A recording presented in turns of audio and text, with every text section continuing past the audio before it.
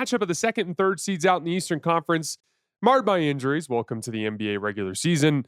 Cleveland, on the tail end of a back-to-back, was essentially down 4 of their top 6 players, with DeAndre Hunter, Darius Garland, Max Strus, and Jared Allen all out of the lineup. Toronto, obviously down RJ Barrett, but an advantage for Toronto in that specific situation in terms of how much of their top-end talent was available. I thought Cleveland actually played pretty well early. The Raptors were swarming Donovan Mitchell on his drives for obvious reasons, and he was making really good kickout passes and generating some clean looks. Evan Mobley and Naquan Tomlin went 4 for 4 from 3 in the first half between the two of them. Lonzo hit a couple of threes. The Cavs actually led by 8 at one point in the second quarter, and the game really turned in the late second quarter, starting with Toronto's guards, actually. We're going to talk a lot about Brandon Ingram today, who was incredible, obviously. But Toronto's guards actually started that run that flipped the game. Emmanuel Quickley and Jamal Shed both started getting consistent dribble penetration in the half court and in transition. And it's just a casual reminder that, like, this Raptors team has a lot of ways to break that first layer of your defense. Like Scottie Barnes, obviously, rim pressure and playmaking. RJ Barrett kind of brings a similar dynamic, obviously, when he's healthy. Obviously, Brandon Ingram, he'll do so much scoring around the elbows that all of a sudden you'll start throwing that extra defender. Like Brandon Ingram's shooting damn near 55% on pull-up twos inside of 17 feet. That's almost a 110 offensive rating if he gets a look in there. So, like, you end up sending additional defenders that way. And Brandon's a very good passer, and he can pass out of those situations. But it's their guards, too. And their guards can beat people off the dribble with speed, and they can make the kick-out reads. And that gets a lot of those sequences started for Toronto. As a matter of fact, Shed and Quickley combined for 14 assists last night. Brandon Ingram was the story. He had his jumper going all night long. He was really targeting Cleveland's smaller guards and switches. So a lot of hunting like Donovan Mitchell around the elbows, a lot of hunting Lonzo Ball around the elbows. He also looked pretty comfortable against Jalen Tyson down there because he could just shoot over the top.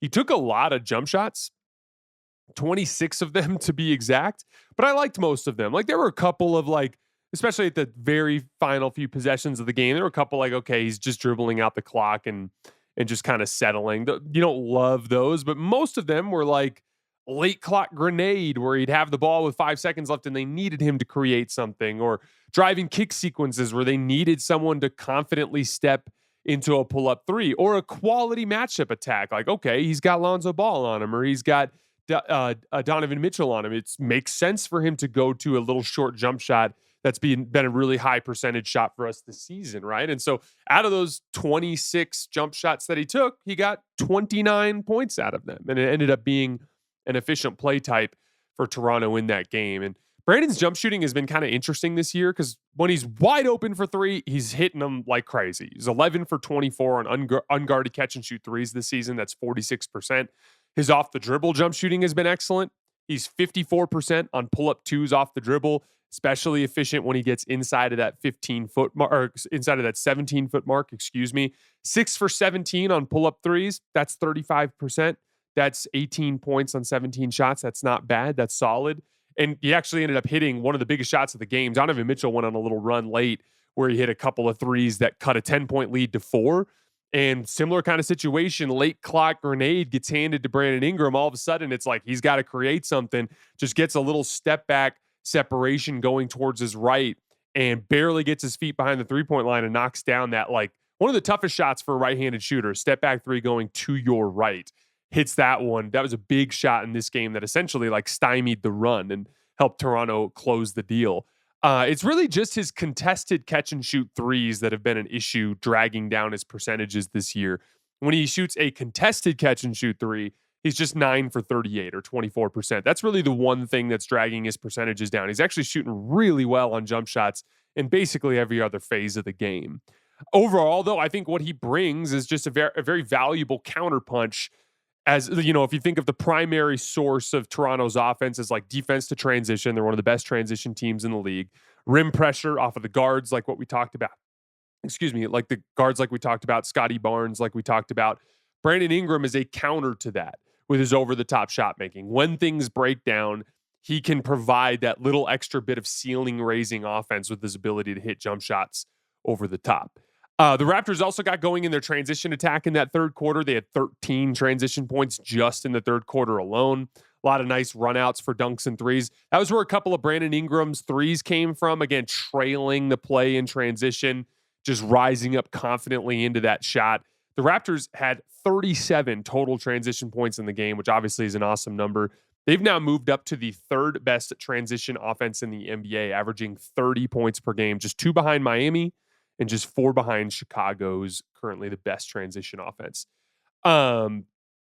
Couple other Raptors shout outs. Jacoby Walter, he obviously didn't have a big box score game, but I thought he made some big like momentum plays filling in for RJ Barrett in that starting spot. He had a big like pick 6 steal in the first half where Evan Mobley had his back turned, jumped in there, took the ball, went down and got a dunk. He had an offensive rebound scrap, a possession that they didn't score, and Jakob Poeltl was not in position to get the rebound, but Jacoby just came in there and battled and tipped at it and ended up making its way over to Jakob Poeltl, ended up grabbing it and going up reverse for an and one layup. Hit a big kick out 3 in the third quarter that pushed the lead to 8. All big momentum plays.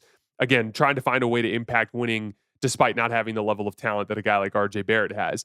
Sandro Mamukelashvili had a crazy first half run.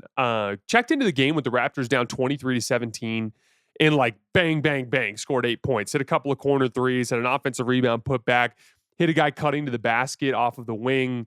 Really nice burst offensively that helped Toronto in that first half. And then all night, I thought their defense was really good. I know Cleveland was down most of their offensive talent, and obviously that's going to force some guys into some larger roles than they would typically be in. But you could really tell that Toronto's length was like an issue for Cleveland's guards. Like Donovan Mitchell was 6 for 20, had a lot of like really tough shots that he missed. Lonzo Ball was 3 for 15. A lot of great contests in there. Toronto's now won 8 games in a row. They're top 3 in both offense and defense in that span. They're 6th in rebounding. A couple of nice wins in that streak too. A couple against Cleveland and then one against Philly. They should push the streak to 10. They got Indiana and Charlotte next. So my guess is Toronto pushes the streak to 10. But then they have a big showdown with the New York Knicks on Sunday in Madison Square Garden, which will be their next major test. On the Cavs front, not really a whole lot you can take away from a game like this. When you're down that much of your offense, you're going to see guys get slotted into outsized roles. Like Lonzo has never taken more than 8 shots in a game this year. He took 15 of them last night. We had a lot of like on-ball reps for Tyrese Proctor, random possessions where a role player has to put the ball on the floor. And then obviously for Mobley and Mitchell, everything gets tougher. Those dudes were getting swarmed all over the place. Mobley only got 7 shots up in this game. Turned the ball over a little bit too because he was just getting swarmed every time he got the ball in the middle of the floor. And then once you start asking Donovan Mitchell to just make a bunch of tough pull-up jumpers against a team that has the length that Toronto has, it's just a really tough ask. There were some bright spots, though. Naquan Tomlin, who started the season 0 for 14 from 3, hit 2 more threes tonight. He's last night, I should say, 3 for 6 from 3 in his last 2 games. So that's a nice little development. He, by the way, was stepping in confidently into those threes last night. Jalen Tyson is showing some of his slashing ability. He had some really tough layups in this game. So I was digging into his numbers. He's 61% on layups this season, 19 for 31. Not a lot of role player like 3-and-D guy type of players that are that efficient on layups. And then once again, 2 for 3 from Tyson last night. He's shooting 21 for 39 on unguarded catch and shoot threes this year. That's 54%, 46% overall on threes. But ultimately, the Cavs are a little banged up. They were on the tail end of a back-to-back. That's a tough one to get under any circumstances.